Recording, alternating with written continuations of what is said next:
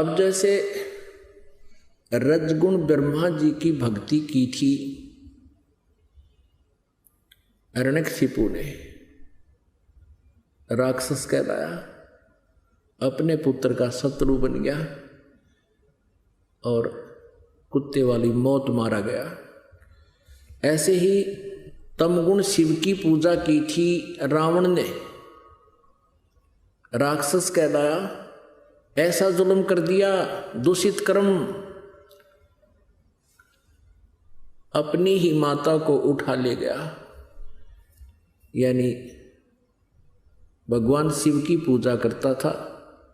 ब्रह्मा जी, विष्णु जी, शिव जी, ये तीनों भाई हैं, बड़ा ब्रह्मा, बीच वाला विष्णु, छोटा शंकर। अब भगवान विष्णु की पत्नी माता हुई, क्योंकि जिसको वो इष्ट मान रहे थे शंकर भगवान को, उसका बड़ा भाई, और रावण पुजारी।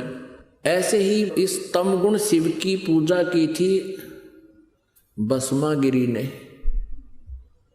भगवान शिव जी के महल के सामने, गेट के सामने, सिर आसन पर, ऊपर ने पैर, नीचे को सिर करके 12 वर्ष खड़ा रहा उल्टा। एक दिन पार्वती जी की प्रेरणा से, प्रार्थना से भगवान शिव ने उस भस्मागिरी से पूछ लिया कि तू क्या चाहता है, मांग, तूने जो मांगना है, मैं तेरे से प्रसन्न हो गया हूं। अब भस्मागिरी ने कहा कि भगवान आप वचनबद्ध हो जाओ तब मांगू। भगवान शिव जी ने सोचा भी तपस्वी आदमी है, के मांगेगा, एक सिद्धि मांग लेगा, दे दूंगा। भगवान शिव जी ने कहा ठीक है भाई, मांग ले, मैं वचनबद्ध हो गया। तभी उसने वो साधना त्याग दी, खड़ा हो गया और कहा कि आप अपना भस्म कंडा दे दो। भगवान शिव जी के हाथ में एक कड़ा था, उसमें ऐसा सिद्धि युक्त कर रखा था भगवान शिव जी ने कि जिसके भी सिर के ऊपर वो ऐसे करके भस्म कह दे, वो जल जाता था, नष्ट हो जाता था, भस्म हो जाता था।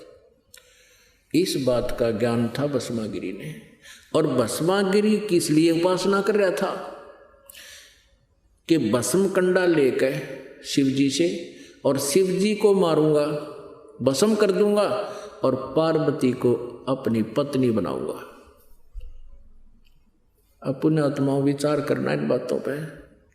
इससे नीच कर्म और क्या होगा? अपने इष्ट की पत्नी पर ही बुरी नजर। अब भगवान शिव जी को ये नहीं मालूम इस दुष्ट के मन में के कुधारना है, और इनको अमंत्रियामी कहें।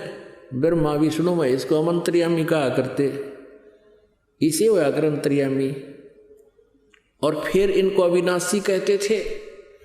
अब ज्यों ही भगवान शिव ने कड़ा उसको दे दिया और कहने लगा भस्मागिरी के, होले शिव जी होशियार, तुझे मारूंगा, पार्वती को पत्नी बनाऊंगा। भगवान शिव जी डर के भाग लिए, भयभीत होकर अपनी जान रक्षा के लिए दौड़ दिए, स्पीड खींच दी। आगे आगे भगवान और पाछे पाछे पुजारी जग खाट ठानते। अब ये जो अविनाशी होते, इन भागण की आवश्यकता थी? अभी तक इनके विषय में जो ज्ञान इन नकली गुरुओं ने दिया वो कति अज्ञान भर रखा हमारे अंदर। इनकी जीवनी में लिखा दास तो पढ़कर सुना रहा आपको। फिर भगवान ने